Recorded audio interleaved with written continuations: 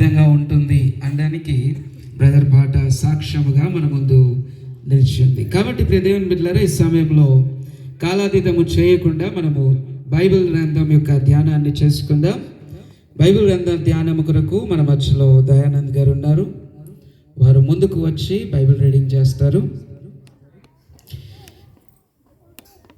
కీర్తనల గ్రంథం 139వ అధ్యాయము 13 నుంచి 16 వచనాలు. కీర్తనల గ్రంథము 139వ అధ్యాయము 13వ వచనం నుండి 16వ వచనం వరకు. అదేవిధంగా ఎఫెసీ పత్రిక 2వ అధ్యాయము 10వ వచనము చదివి దేవుని నామాన్ని మహిమపరుస్తారు.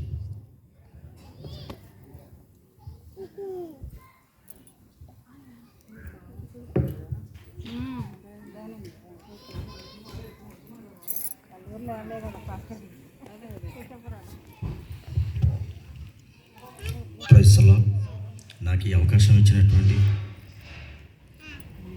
సేవకులకు నా ప్రత్యేకమైన కృతజ్ఞతలు తెలుపుకుంటున్నాను.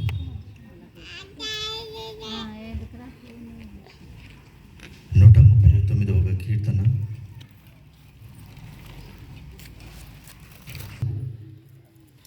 అంధకారము నన్ను మరుగు చేయును, నాకు కలుగు వెలుగు రాత్రి వలె ఉండును అని నేను అనుకుని ఎడల, చీకటి అయినను నీకు చీకటి కాకపోవును, రాత్రి పగటి వలె నీకు వెలుగుగా ఉండును, చీకటి వెలుగును నీకు ఏకరీతిగా ఉన్నవి. నా అంతరింద్రియములు నీవే కలుగజేసితివి, నా తల్లి గర్భమందు నన్ను నిర్మించిన వాడవు నీవే.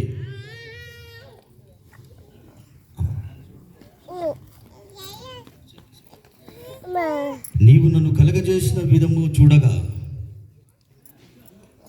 భయమును ఆశ్చర్యమును నాకు పుట్టుచున్నవి. అందును బట్టి నేను నీకు కృతజ్ఞతాస్తుతులు చెల్లించుచున్నాను. నీ కార్యములు ఆశ్చర్యకరములు, ఆ సంగతి నాకు బాగుగా తెలిసి ఉన్నది. నేను రహస్యముందు పుట్టినవాడు, భూమి యొక్క అగాధ స్థలములో విచిత్రముగా నిర్మింపబడిన నాడు నాకు కలిగిన ఎముకలను నీకు మరుగై ఉండలేదు. నేను పిండమునై ఉండగా నీ కన్నులు నన్ను చూచెను. నియమింపబడిన దినములలో ఒకటెనను కాక మునిపే అవి నీ గ్రంథములో లిఖితములాయను. ఆమేన్.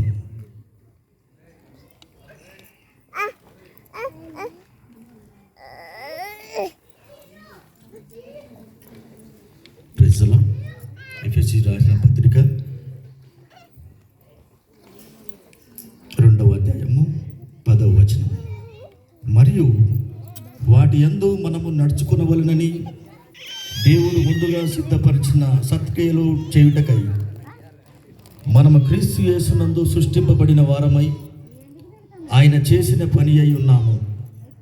ఆమేన్. Thank you brother. మనందరికీ తెలిసిన ఒక సామెత ఉంది, ఇంగ్లీష్లో అంటారు, ఏంటంటే టైమ్ ఈజ్ మనీ. ఏమంటారు? టైమ్ ఈజ్ చెప్పండి సార్. టైమ్ ఈజ్ మరి ఒక్కరిద్దరికే తెలుసు అనుకుంటే అందరికీ తెలియదు అనుకుంటా. ఇప్పుడు టైమ్ ఈజ్ మనీ అని ఎవరికి తెలుస్తుంది అంటే, ఇంతకు ముందు ఫోన్స్ ఈ విధంగా మనం యూజ్ చేయనప్పుడు ఫోన్ బూత్స్ ఉండేవి. క్షణానికి ఇంత అని రేటు పడేది. వాళ్ళకి తెలుసు టైమ్ ఈజ్ మనీ అంటే ఎన్ని క్షణాలు మాట్లాడితే అంత మనీ. కాబట్టి మనకు జ్ఞాపకం చేసుకోవాలి, సమయము చాలా విలువైనది. కాబట్టి విలువైన కోరుకుంటున్నాను. అలాగే పిల్లల్ని పెంచే జ్ఞానాన్ని తల్లిదండ్రులకు దేవుడు ఇవ్వాలని కోరుకుంటూ, మంచి ఆయుష్తో జోనాథన్ ఉన్నత స్థాయిలో ఉండాలని కోరుకుంటూ ముగించుకుంటున్నాను. ముందుకు వెళ్దాం. మామగారు కనుక వారికి పిల్లల విషయం తెలుసు కనుక చాలా చక్కగా చెప్పారు. దేవుడు ఆ కుమారుడిని దీవించాలి, ఉన్నతమైన స్థానానికి తీసుకెళ్ళాలని. ఈ సమయంలో కుమారుడిని వేదిక మీదకి ఆహ్వానిద్దాం. జోనాథన్ గారిని, అలాగే అరుణ్ బ్రదర్, విక్టోరియా గారిని వేదిక మీదకి ఆహ్వానిస్తాం. కొంచెం అదేవిధంగా ఈ సమయంలో మన మధ్యలో దైవజనులు కాలేబ్ గారు ఉన్నారు. మేనమామ గారు ఆయన బాగుండాలి అని గ్రీటింగ్స్ తెలియజేశారు. మరి దైవజనులు దేవుని కాపుదల ఉండాలని కొన్ని గ్రీటింగ్ మాటలు మనకు తెలియజేస్తారు. చప్పట్లు కొట్టి వారికి సమయాన్ని మనం ఆహ్వానిద్దాం. వారికి కూడా మనం జ్ఞాపకం చేద్దాం, సమయం చాలా విలువైనదని. Thank you very much. మరి ఈ సమయంలో ప్రభు పేరిట మీ అందరికీ వందనాలు తెలియజేస్తున్నాం. పాస్టర్ కాలేబ్, నేను లింగలగన్పూర్ మండలంలో పాస్టర్గా చేస్తాను. మరి ఈ కుటుంబంతో నాకు జాన్సన్ గారితో పరిచయం అయింది. జాన్సన్ గారు నేను ఈ మధ్యకాలంలో చాలా క్లోజ్గా అయిపోయాను. వారి హృదయం నా హృదయం కలిసిపోయింది కనుక ప్రతి ఈవెంట్కి నన్ను పిలుస్తూ ఉంటాడు జాన్సన్ గారు. వారిని బట్టి నేను వందనాలు తెలియజేస్తున్నా. మరి ఈ సమయంలో ప్రత్యేకంగా మరి జేజే పేరు బాగుంది, జాన్ జోనథన్ ఫస్ట్ సెలబ్రేషన్ మరి సందర్భంగా ఇక్కడికి వచ్చిన ప్రతి ఒక్కరికి వందనాలు తెలియజేస్తున్నాం. మరి ప్రత్యేక మెసేజ్ వర్తమానానికి వచ్చిన దైవజనుడు ప్రభుదాస్ గారికి వందనాలు, స్థానిక పాస్టర్ ప్రళయ్ గారికి వందనాలు తెలియజేస్తున్నాం. నేను పెద్దగా గ్రీటింగ్స్ ఏం చెప్పాను, కానీ 3 విషయాలు నేను చెప్పాలదలుచుకున్నాను. ఎందుకంటే జాన్ జోనథన్ ఈరోజు వినడు.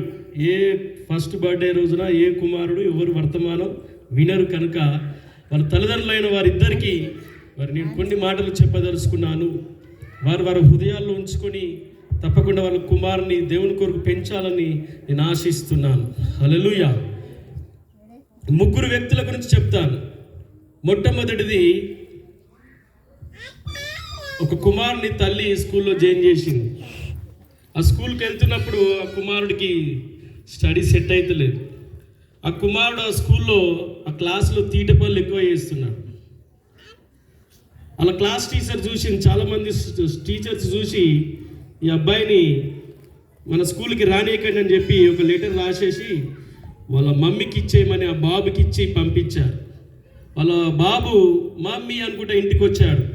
మా క్లాస్ టీచర్ నీకు ఇది చూపిమన్నది మమ్మీ అని ఇస్తే అందులో ఏమని రాశారంటే, ఈ రోజు నుంచి మీ బాబుని మా స్కూల్కి రానియకండి, మీ వలన మీ కొడుకు వలన మా క్లాస్లో ఉన్న అందరికీ డిస్టర్బెన్స్ ఉంది, చాలామంది స్టూడెంట్స్ ఖరాబ్ చేస్తున్నాడు, అల్లరి ఎక్కువ చేస్తున్నాడు, స్టడీ సెట్ అవుతుంది అబ్బాయికి, దయచేసి మా స్కూల్కి పంపించకండి అని ఆ లెటర్ రాశారు. ఆ తల్లి అది చూసి చాలా బాధపడ్డది. అబ్బాయి ఏమనుకున్నాడంటే ఏదో మంచి మార్క్స్ వచ్చినాయేమో, మరి నా గురించి గొప్ప రాసిందేమో అని అనుకున్నాడు అబ్బాయి. మమ్మీ ఏమని రాసింది అని అడిగితే మమ్మీ ఏమని చెప్పిందంట, బిడ్డ నీకు ఆ స్కూల్ సరిపోదు బేటా అన్నదట. ఏమన్నది, ఆ స్కూల్ స్టాండర్డ్ సరిపోదు, అక్కడ ఉన్న టీచర్స్ కెపాసిటీ సరిపోదు, నీలో ఉన్న టాలెంట్ చాలా గొప్పది బేటా, నీకు ఆ స్కూల్కి అవసరం లేదు, ఇక్కడ నుంచి ఇల్లే మన స్కూలు, నేనే నీ టీచర్ అని చెప్పిందట.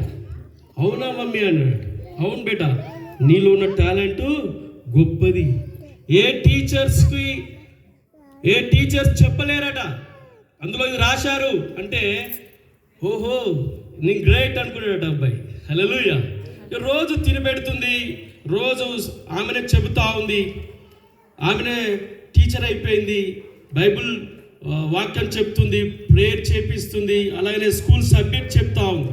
చెప్తూ ఆమె ఊకి చెప్తా ఉంది, బేటా నీలో టాలెంట్ గొప్పది, నువ్వు ఆలోచించు, నీ ఆలోచనలు దేవుడు గొప్పగా చేస్తాడు అని కొడుకుకు తర్ఫీదిస్తావు. ఒక రోజు వచ్చింది, ప్రపంచానికి వెలుగుని తీసుకొచ్చిన వ్యక్తి థామస్ అల్వా ఎడిసన్ అయిపోయాడు. హల్లెలూయా. ఈ వెలుతుర్ని, ఈ బల్బును కనిపెట్టేశాడు. గొప్ప శాస్త్రవేత్తను తయారు చేసింది ఒక తల్లి. ఆ తల్లి ప్రార్థన, ఆ తల్లి యొక్క సలహా, ఆ తల్లి యొక్క పెంచే విధానము వేస్ట్. వీడిని తీసుకుపోయి వీడు చదువుకు అక్కడికి రాడు అన్న వ్యక్తిని ఆ తల్లి శాస్త్రవేత్తను చేసేసి. ఇలా మనందరికీ ప్రతి ఇంట్లో లైట్ ఉందంటే థామస్ అల్వా ఎడిసన్ కారణం. హల్లెలూయా. అలా తల్లి మరణించిన తర్వాత ఆయన రూమ్స్ చదువుతా అంటే ఒకరోజు పాత బీరువాలో ఒక లెటర్ దొరికిందట, అప్పటి లెటర్. ఆయన చూస్తే అందులో బయటపడ్డది, అసలు అందులో ఏముంది, మీ అబ్బాయి వేస్ట్, ఈ అబ్బాయిని స్కూల్ పంపించకండి అని చెప్పాను. మా మమ్మీ నాకు అబద్ధం చెప్పింది. నా మమ్మీ నన్ను ఎక్కడ డిస్కరేజ్ చేయలేదు. మా మమ్మీ నన్ను చక్కగా పెంచింది అని చెప్పి ఆ వ్యక్తి చాలా ఏడవడం మొదలుపెట్టాడు. హల్లెలూయా చెప్తారు ఒకసారి హల్లెలూయా. ఇంకొక వ్యక్తి, ఒక తల్లి స్నానం చేపించినప్పుడు ఊకే జాన్ 3:16 అని వాక్యం పలుకుతూ అబ్బాయికి స్నానం చేపిస్తూ ఉండేది. ఆయన బిల్లి గ్రహంగా మారాడు. ఆయన ఎక్కడ వర్తమానం చెప్పినా జాన్ 3:16 మీదే మెసేజ్ చెప్తాడు. గొప్ప సువార్థికుని తయారు చేసింది ఆ తల్లి. మూడవది, ఒక తల్లి పెద్ద గజ దొంగను తయారు చేసింది.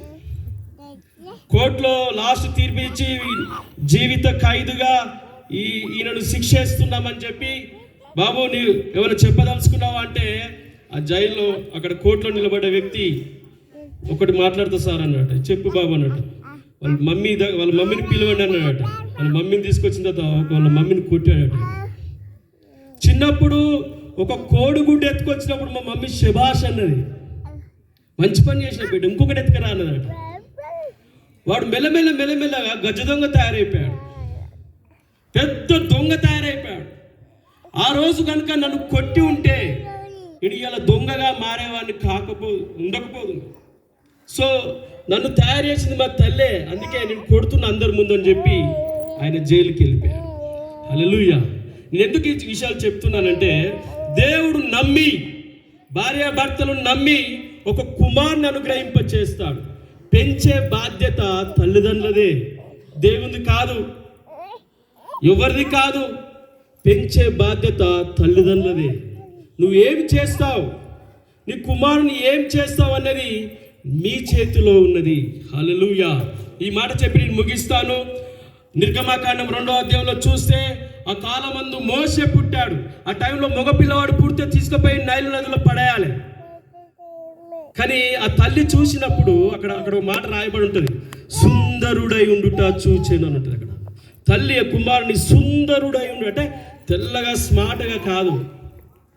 అబ్బాయిని చూడగానే వీడు ఒక హీరో, ఒక నాయకుడు, ఒక గొప్ప లీడర్, ఒక గొప్ప ప్రవక్త కాబోతున్నాడు. ఏమండి, వీడిని దయచేసి వీడిని పడేయద్దు, పిచ్చిదానివా, వాడిని పడేయకపోతే అహరోను చచ్చిపోతాడు, మిరియాము చచ్చిపోతుంది, నువ్వు చచ్చిపోతావు, నేను చచ్చిపోతావు, అనవసరంగా ఇవన్నీ వేస్ట్, సపరేట్గా సెల్ఫీ తీసుకొని పడేద్దాం అంటాడు వాళ్ళ ఫాదర్. లేదండి, ఆయన చూస్తే, అబ్బాయిని చూస్తే ఒక గొప్ప ప్రవక్త కాబోతున్నాడు. తల్లి గుర్తించింది కనుక దేవుడు ఆ టైంలో మోషేను మరణం నుండి తప్పించి ఇశ్రాయేల్ అందరిని ఐగుప్తు దేశంలో విడిపించడానికి గొప్ప నాయకుడిగా దేవుడు వాడుకున్నాడు. హల్లెలూయా. కనుక తల్లిదండ్రులైన వారికి, ముఖ్యంగా తల్లి పాత్ర చాలా ఇంపార్టెంట్. యేసుక్రీస్తు వారిని చక్కగా పెంచింది మరియమ్మ. అందుకే యేసుక్రీస్తు వారి శిలువలో, అమ్మ ఇదిగో నీ కుమారుడు అంటాడు. ఎందుకు తెలుసా? యేసయ్యకు తెలుసు నా తల్లి నన్ను చక్కగా పెంచింది, యేసయ్యకు తెలుసు నన్ను చక్కగా పెంచిందని. కనుక తల్లిదండ్రులైన వారు, కనడం ఈజీ, పెంచడం కష్టం. కనడం ఈజీ, పెంచడం కష్టం. అధికారం సంపాదించడం ఈజీ, కాపాడుకోవడం కష్టం. ఇలా కేసీఆర్ అధికారం కాపాడుకోలేకపోయాడు. అభిషేకాన్ని పొందుకోవడం ఈజీ, ఏ పదవైనా పొందుకోవడం ఈజీ, కాపాడుకోవడం కష్టం. పిల్లల్ని పెంచడం కష్టం. కనుక ఈ అవకాశం దేవజనులకి వందనాలు తెలియజేస్తూ ముగిస్తున్నాను. Thank you very much.